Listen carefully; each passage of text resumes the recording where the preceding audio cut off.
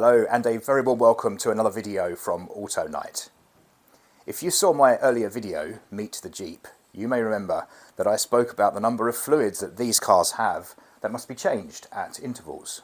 In this video today, I'm here, freshly sheared, to tell you how I've managed to save money by being very selective over which brands of fluids I use on my 2005 Jeep Grand Cherokee.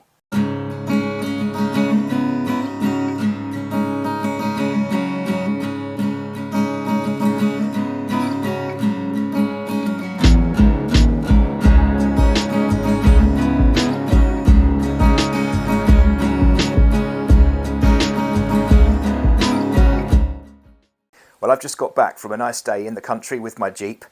I've been out filming intro footage for my Jeep content videos, which by now you will have seen, so I hope you like it. I've also spent the last couple of hours jet washing mud from the wheel arches of this car, and I'm soaked to the skin. My trainers are wet through to my socks, which is very unpleasant. But in true English style, I have a cup of tea here, which will make everything okay, and that should warm me up. In my last video, Meet the Jeep, you may remember I was talking about a couple of parts that I'd struggled to find. There's a wheel arch trim on the near side, and there's also, in the inside of the car, there's a cover for the interior alarm sensor. And I'm very pleased to say that a nice chap on eBay who's breaking a Grand Cherokee has very kindly agreed to sell those two small components to me, and they should be arriving next week, so I can fit those. I'll probably incorporate that into another video. I won't make a video just for those two small parts. But the main reason for this video is to talk about fluids. Now, you can loyally stick to Mopar, Chrysler's own brand, as they recommend, but that can cost you a hell of a lot of money. Oil and fuel related products in the UK are phenomenally expensive. Whether it's just the tax or just for whatever reason, they are incredibly expensive. So it's really important to save money where we can. Now, I have done a lot of research and I have found some alternative brands for certain fluids that I'm prepared to use in certain applications instead of the Mopar. I'm going to talk through the different fluids for the different parts of the car. I find it quite satisfying changing fluids. There's something about draining out an old murky liquid and replacing it with something new and fresh that you know is going to protect that component. Just a short disclaimer, I've carried out a lot of research to be sure that these fluids are suitable for my car. But before you use any fluids, it's really important that you carry out due diligence and that you check that the fluid in question is suitable for your car. You may have a different engine configuration or a different transmission, so it's really important you carry out those checks and don't just use a fluid because I have. So let's start with engine oil. The OM642, that's the Mercedes-derived 3 litre CRD engine, has a capacity at oil change of 9.5 litres approximately. I use this Quantum oil, and this is sold across the Volkswagen dealer network. Certain Volkswagen dealers have trade outlets where you can get some amazing prices. Now, I pay £16 for 5 litres, so that's £32 for 10, which is a fantastic deal. And it's really good quality oil. They have a whole range of oils, so I use this in my BMW, I've used it in my Audi products, I've used it in my Smarts. They have various different viscosities for various different applications. The only downside is it is in a box, so don't leave it in the house or you may get it mixed up with your wine. Next, we move on to transmission fluid, and this one is simple. I use Mopar. Yes, it may cost £60 for this 5 litres of Mopar fluid, but I'm not prepared to take a chance with something like a Gearbox. I did look for alternatives, but the only alternatives I could find were only £30 cheaper, and the issue I had is that they were recommended for use in Chrysler vehicles. They were not approved. And that's an important distinction to draw. Staying on the subject of Mopar, we move on to the transfer case. Now, again, I will only use Mopar fluid in my transfer case. It just seems too specialised. I couldn't find anything else that would be suitable. It is expensive. I paid £30 for what is a quart, which is a strange thing for a European.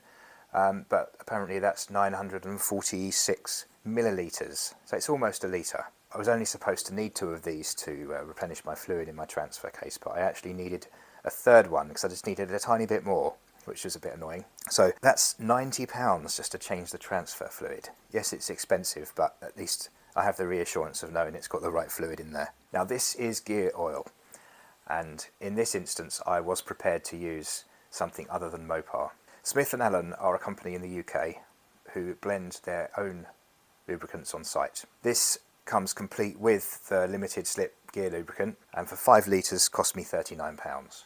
I think amazing value. To buy the Mopar equivalent, I mean, I've found it between £30 and £40 a litre, and you need around 4 for the front and rear, and that doesn't factor in the additive.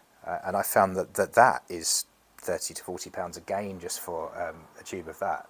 So this represents a massive saving. I'm prepared to take the chance. It says on the front, performance levels, Chrysler MS8985, I think that says from here. And I've used this for a while now. It's in my front differential and in my rear axle, and everything is running beautifully. Now we move on to power steering fluid.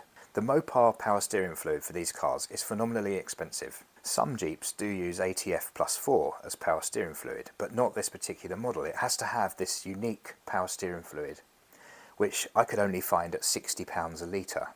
Now I need 4 litres because I was draining, flushing and refilling, and I could not justify £240 on some power steering fluid for my car. That is frankly absurd. Now I found this product, and it does meet the Chrysler standard.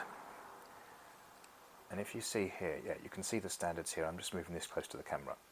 So it does meet the Chrysler standard, and it's made in Germany. Did quite a lot of research on this company. They seem pretty good. And I'm happy to use that in my car. £11.50 a litre. A tremendous saving, and I think worth it. I won't get too heavily bogged down in brake fluid because it's pretty basic stuff.